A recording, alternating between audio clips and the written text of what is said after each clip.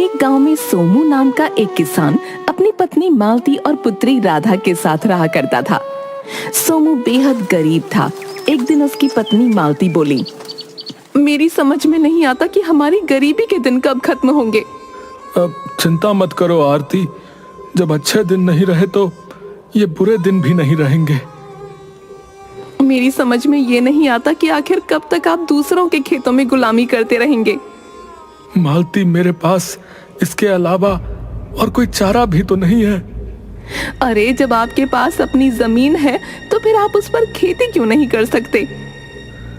तुम्हें पता है मालती कि जमींदार चौधरी ने उस जमीन पर कब्जा कर रखा है और मेरे पास इतने पैसे नहीं है कि मैं उसे छुड़ा सकूं। तो जाकर आप उससे बात क्यों नहीं करते? उससे कहिए कि वो आपकी जमीन वापस कर दे। आप उस जमीन पर खेती करेंगे और फसल बिकने पर आप उसके पैसे लौटा देंगे।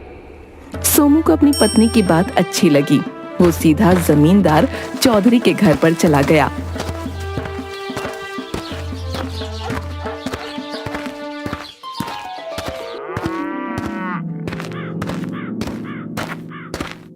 क्या बात है सोमू, क्या मेरे पैसों का इंतजाम हो गया है जो तुम मेरे घर पर आ गए? चौधरी साहब, पैसों का इंतजाम तो नहीं हुआ।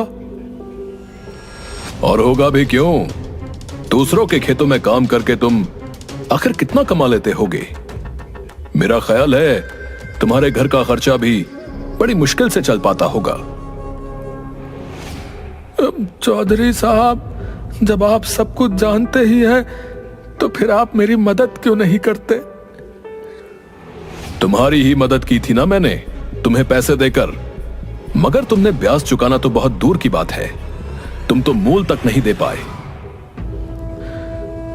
अब आप मुझे मेरी जमीन वापस कर दीजिए चौधरी साहब। मैं अपनी जमीन पर खेती करूंगा और फसल बिकने पर आपकी पाई पाई चुका दूंगा। तुम्हें मैं क्या मूर्ख दिखता हूं, हैं? जब तक मुझे मेरे पैसे वापस नहीं मिल जाते तब तक मैं तुम्हें तुम्हारी जमीन वापस नहीं लौटा सकता। अब तुम जा सकते हो यहां से। सोमू उदास होकर जमींदार के घर से बाहर निकल आया और अपने घर की ओर जाने लगा कि तभी बाजार में उसे गांव का मुखिया मिल गया। अरे सोमू, तुम्हारे चेहरे पर ये उदासी कैसी भाई? और आज तुम मेरे खेत पर काम पर भी नहीं आए। सब कुछ सही तो है ना? अब आपको क्या बताऊं मुखिया जी, जमींदार चौधरी से अपनी जमीन वापस मांगने गया था, मगर उसने टका सा जवाब देकर मुझे वापस कर दिया। क्या तुमने उसके पैसे लौटा दिए? नहीं मुखिया जी, मैं उसे यही बताने के लिए गया था कि अगर वो मेरी जमीन मुझे वापस कर देता है तो मैं उस पर खेती करके फसल बिकने के बाद उसके सारे पैसे चुका दूंगा। सोमू, तुम जानते हो कि जब तक जमींदार को तुम उसके पैसे नहीं दोगे तब तक वो तुम्हारी जमीन नहीं लौटाएगा भाई।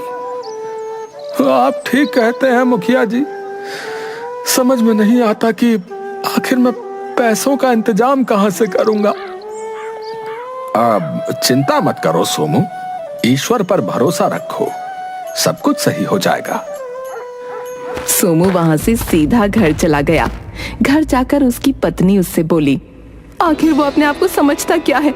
तुम्हें अब मुखिया के खेतों में काम करने की कोई जरूरत नहीं। मेरी समझ में नहीं आता मालती, आखिर तुम चाहते क्या हो?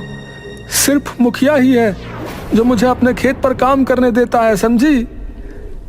और इसके बदले तुम्हें देता भी क्या है, सोचा तुमने? तुम आज से जंगल में लकड़ियां काटने जाओगे और वो लकड़ी बाजार में बेचोगे। इतना बोलकर मालती ने एक बड़ी कुल्हाड़ी सोमू को पकड़ा दी। दूसरों की गुलामी करने से तो यही बेहतर है। सोमू कुल्हाड़ी लेकर सीधा जंगल की ओर चला गया।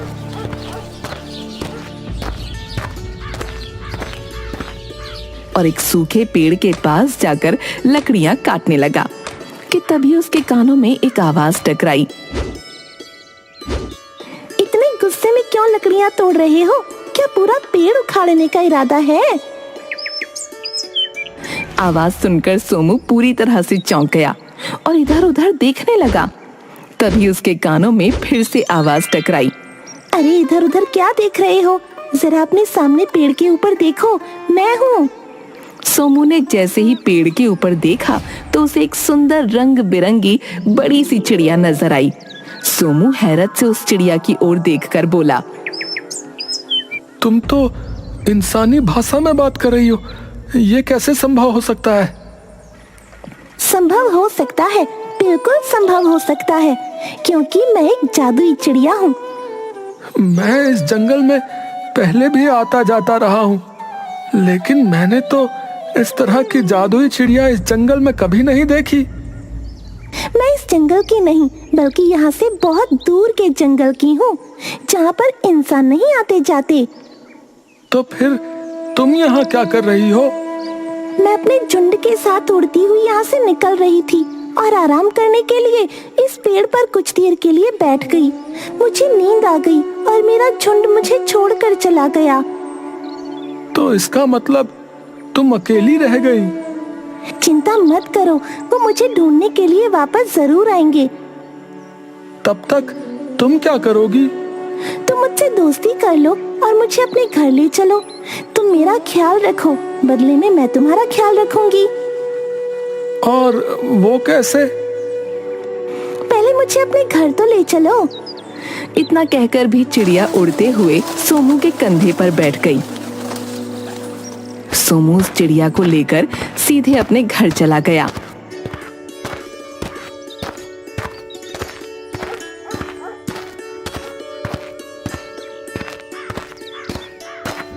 इतनी सुंदर चिड़िया को देखकर सोमू की बेटी राधा चहकते हुए बोली, अरे पिताजी, इतनी सुंदर चिड़िया।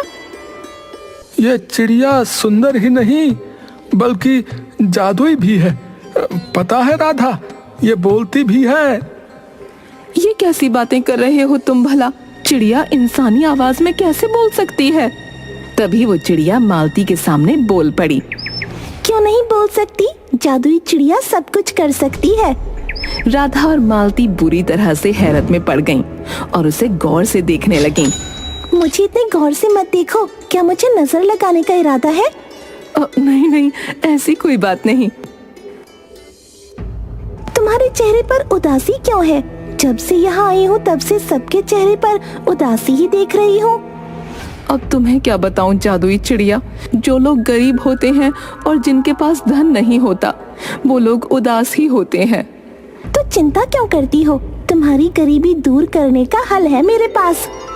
जादुई चिड़िया की बात सुनकर सोमू बुरी तरह से चौंक पड़ा। क्या तुम वास्तव में हमारी गरीबी दूर कर सकती हो? तुमसे कहा तो है, मैं एक जादुई चिड़िया हूँ। तुम हमारी कैसे मदद कर सकती हो? मैं तुम्हें उस जगह का पता बता सकती हूँ जहाँ पर बहुत ढेर सारा धन गड़ा हुआ है। तो फिर देर किस बात की है जादुई चिड़िया? मुझे जल्दी से बताओ। तुम्हारे खेत में जो बहुत पुराना पीपल का पेड़ है, उस पेड़ के नीचे पुराने जमाने का प्राचीन खजाना गड़ा है। तुम रात के समय वहां जाकर उसे खोद कर निकाल लेना।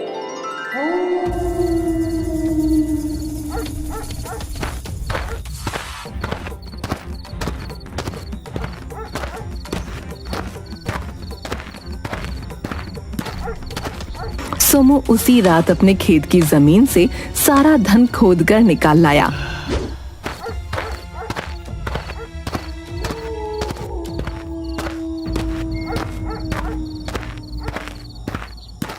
इतना ढेर सारा धन देखकर मालती की आंखों में एक अजीब सी चमक आ गई। इतना सारा धन तो मैंने अपने जीवन में कभी नहीं देखा।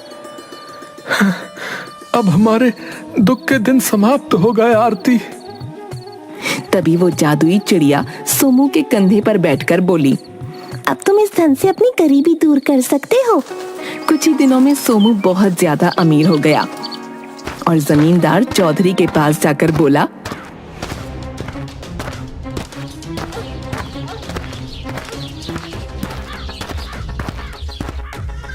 चौधरी साहब, ये लीजिए अपने पैसे और मेरी जमीन मुझे वापस कर दीजिए।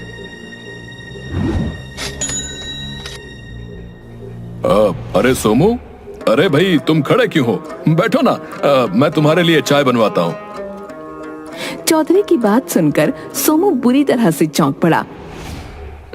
चौधरी साहब, आप मुझे अपने बराबर में बिठाएंगे? सोमू, अपनी बराबरी में बराबर वालों को ही बैठाया जाता है। अब तुम हमारी बराबरी के हो चुके हो। मैंने देखा तुम्हारा घर मुझसे भी अधिक सुंदर बन चुका है। इतना बोलकर चौधरी ने सोमू की जमीन के कागज लौटाते हुए कहा। सोमू, जब आदमी बहुत धनवान बन जाता है तब उसके अंदर शासन करने की भी इच्छा होती है। एक दिन ये इच्छा तुम्हें भी होगी, इसलिए तुम अभी से इस बारे में विचार करना शुरू कर दो। सोमू खुशी खुशी अपनी जमीन के कागज लेकर अपने घर आकर अपनी पत्नी से बोला।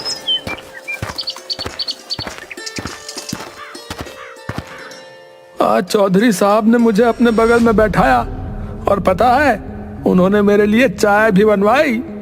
और तो और उन्होंने ये भी कहा कि जब आदमी के पास धन आ जाता है तो उसे शासन करने की इच्छा भी होती है।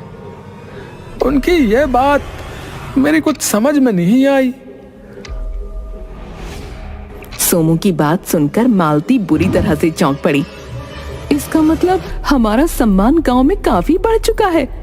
उनका कहने का मतलब ये था बुद्धू कि हमें अब गांव में और भी जमीनें खरीदनी चाहिए। लेकिन उसके लिए धन कहाँ से आएगा?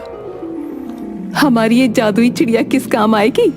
इतना बोलकर मालती जादुई चिड़िया की ओर देखकर बोली, क्या तुम हमें और धन नहीं दे सकती? मालती की बात सुनकर मालती की बेटी राधा बोली, ये कैसी बातें कर रही हैं माँ? याद कीजिए, कुछ समय पहले हमारे पास पेट भर के खाने के लिए भी भोजन नहीं था। अरे हाँ, हमें पता है भाई। हम बस अब इतना धन और चाह रहे हैं कि हम गांव की और जमीन खरीदकर उसमें खेती कर सके। जादुई चिड़िया सोमू की ओर गौर से देखते हुए बोली, तुम सबने मेरी बहुत सेवा की है, इसलिए मैं तुम्हारी ये बात भी मानूंगी। इस गांव के मुखिया के खेत के आगे जो जंगल है, वहाँ पर एक सफेद वृक्ष है। उस सफेद वृक्ष के नीचे एक राजा का बहुत पुराना सोने और चांदी का बक्सा रखा है, तुम उसे निकाल लो। सोमू उसी समय उस सफेद वृक्ष के पास गया।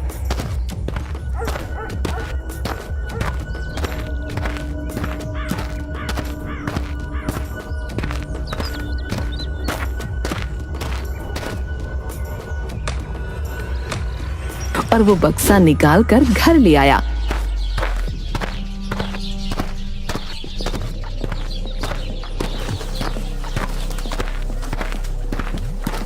इतना सारा सोना देखकर मालती की आंखें चमकने लगीं। ये तो बहुत सारा सोना और चांदी है, इसे बेचकर तो हम पूरा गांव खरीद सकते हैं। हाँ मालती, और हम ऐसा ही करेंगे। हाँ। सोमू अगले दिन उस सारे सोने को शहर में बेच आया और उसने गांव के बहुत से लोगों की खेती मुंह मांगी कीमत पर और जबरदस्ती खरीदने लगा। एक दिन सोमू मुखिया के पास जाकर बोला, मैं तुम्हारी जो है जमीन खरीदना चाहता हूँ मुखिया। अब सोमू, मैं जानता हूँ तुम बहुत धनवान हो चुके हो, लेकिन ये जमीन मेरे पुरखों की है भाई, मैं इसे नहीं बेच सकता। मैं तुम्हारी जमीन की मुंह मांगी कीमत दे सकता हूँ। अब मैं तब भी नहीं बेचूंगा भाई। मुखिया की बात सुनकर सोमू को अब क्रोध आने लगा। तभी वहां पर चौधरी आ गया और सोमू की ओर देखकर बोला, सोमू, जब सीधी उंगली से घी नहीं निकलता तब उंगली टेढ़ी करनी चाहिए। मैं आपकी बात का मतलब नहीं समझा। सोमू, मेरे बगल में खड़े हुए मेरे साथी भीमा को देख रहे हो? तुम्हें भी अब अपने ऐसे ही लंबे चौड़े जवानों की फौज इकट्ठी कर लेनी चाहिए, तुम्हारे काम आएगी। मैं आपकी बात का मतलब समझ गया चौधरी साहब। अरे सोमू, साहब लगाकर क्यों मुझे अपमानित कर रहे हो भाई? सिर्फ मुझे चौधरी कहो, अब हम दोनों दोस्त हैं। सोमू मुखिया की ओर देखकर बोला, मुखिया, कल अपनी जमीन के कागज तैयार रखना भाई। अगर तुमने सीधी तरह से मुझे अपनी जमीन नहीं दी तो फिर मत भूलो कि चौधरी अब मेरा दोस्त है। मैं तुम्हारी जमीन छीन भी सकता हूँ। इतना कहकर सोमू वहां से चला गया और मुखिया भी मुंह लटकाकर चला गया। चौधरी का साथी भीमा चौधरी की ओर देखकर बोला, मेरी कुछ समझ में नहीं आ रहा चौधरी साहब, आखिर आप सोमू की तरफ कैसे हो गए? आपको तो उससे जलन होनी चाहिए कि कल का ये भिखारी आज आपसे भी ऊंचा हो गया। तुम्हें क्या लगता है भीमा, क्या मेरे कलेजे में सांप नहीं लौटता? तो फिर इसका कोई उपाय कीजिए। उपाय कर दिया है भीमा। पहला कदम मैंने उसे अपनी बराबरी में बैठाकर उठा दिया था, दूसरा कदम मैंने अब उठा दिया है। तुमने शायद देखा नहीं, गांव वालों के दिलों में सोमू के खिलाफ नफरत बढ़ रही है और बगावत भी। लेकिन आखिर इसके पास इतना ढेर सारा धन आया कहां से? मुझे इस बात से कोई मतलब नहीं। मैं तो बस ये चाहता हूं कि ये दोबारा भिखारी बन जाए। रहा सवाल धन का, तो मैं खानदानी अमीर हूं, मुझे धन की इतनी कोई लालसा नहीं है। धन की लालसा सोमू जैसे गरीब भिखारी को होती है, जिन्होंने अपने जीवन में पहली बार धन देखा होता है। इधर सोमू क्रोधित होते हुए अपने घर चला गया और सारी घटना अपनी पत्नी को बताने लगा। मुखिया की हिम्मत कैसे हुई आपके आदेश को ठुकराने की? और आपको चौधरी के आदमियों की मदद लेने की भी कोई आवश्यकता नहीं, हमारे पास जादुई चिड़िया है। अब लेकिन वो कहीं नजर नहीं आ रही। छत पर राधा उसके साथ खेल रही है। चलो उस जादुई चिड़िया के पास जाकर अब उससे कुछ ऐसा मांगते हैं कि जिससे सारे गांव के लोग सिर्फ हमारी ही बात माने। चलो। सोमू अपनी पत्नी के साथ छत पर आ गया। वो जादुई चिड़िया से कुछ कहने ही वाला था कि तभी जादुई चिड़िया सोमू की ओर देखकर बोली, मैं जानती हूँ अब तुम मुझसे धन नहीं बल्कि कुछ और मांगना चाह रहे हो। तुम्हें कैसे पता? क्योंकि मैं एक जादुई चिड़िया हूँ। तुम चाहती हो कि मुखिया खुशी खुशी अपनी जमीन तुम्हारे हवाले कर दे। जादुई चिड़िया की बात सुनकर राधा क्रोधित होते हुए अपने पिता की ओर देखते हुए बोली, पिताजी आप ऐसा सोच भी कैसे सकते हैं? बुरे वक्त में मुखिया चाचा ने हम सबकी मदद की थी। तुम बीच में मत बोलो बेटी। तुम्हें शायद अभी अंदाजा नहीं है कि जब व्यक्ति अमीर हो जाता है तो वो ये बात बिल्कुल भी बर्दाश्त नहीं करता कि कोई उसकी बात न माने, समझी? तो फिर इस तरह से तो चौधरी ने कुछ समय पहले जो आपकी जमीन पर कब्जा किया था वो भी सही था। हाँ वो सही था। उस वक्त हमारी समझ में नहीं आया, लेकिन अब हम चौधरी को समझ गए हैं। और मत भूलो राधा, अब चौधरी तुम्हारे पिताजी का दोस्त है। चौधरी आपका दोस्त नहीं बल्कि आपका दुश्मन है। उसने आपके दिमाग में लालच का बीज कब बो दिया आपको भी पता नहीं चला पिताजी। और सच तो ये है कि आप दोनों दौलत को देखकर लालच में अंधे हो चुके हो। शायद इसीलिए आप दोनों को भगवान ने गरीब बनाया था। राधा ने इतना कहा ही था कि तभी रंग बिरंगी चिड़ियों का झुंड उड़ता हुआ छत की ओर मंडराने लगा। जादुई चिड़िया राधा की ओर देखकर बोली, मेरे साथी मुझे लेने के लिए आ चुके हैं राधा। अब मैं कोई आखिरी इच्छा ही पूरी कर सकती हूँ। अब तक मैंने तुम्हारे माता पिता की इच्छाओं को पूरा किया। मैं चाहती हूँ कि अब तुम कोई इच्छा करो जिसे मैं पूरा करूँ। मैं चाहती हूँ कि हम सब फिर से गरीब हो जाएं। हमारे पास बस इतना धन और इतनी जमीन हो कि जिस पर मेहनत से खेती करके 2 वक्त की रोटी कमाई जा सके। और मैं ये भी चाहती हूँ कि चौधरी जैसे अत्याचारी और बहकाने वाले व्यक्ति गरीब हो जाएं, ताकि वो फिर से किसी दूसरे के दिल में लालच पैदा न कर सकें। मुझे तुम पर गर्व है राधा, ऐसा ही होगा। इतना कहकर जादुई चिड़िया अपने झुंड के साथ वहां से उड़ती हुई चली गई। सोमू फिर से गरीब हो गया और चौधरी को कारोबार में बहुत नुकसान झेलना पड़ा। वो गांव छोड़कर चला गया।